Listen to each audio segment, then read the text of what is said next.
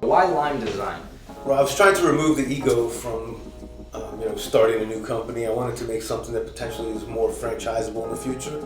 So Lime, kind of close to Lima, but I like Lime Design because it's kind of represents the things that I want my company to represent, right? That I push so hard for, which is something fresh, putting our best in everything we do, my whole creative staff, and really about coming up with creative solutions in a fresh way, and putting our twist and our spin on things to give our clients that advantage.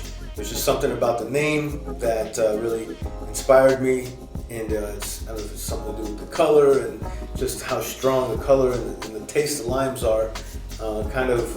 Because if you're gonna make good designs, you gotta have that, you gotta squeeze out that goodness, make the best product you can.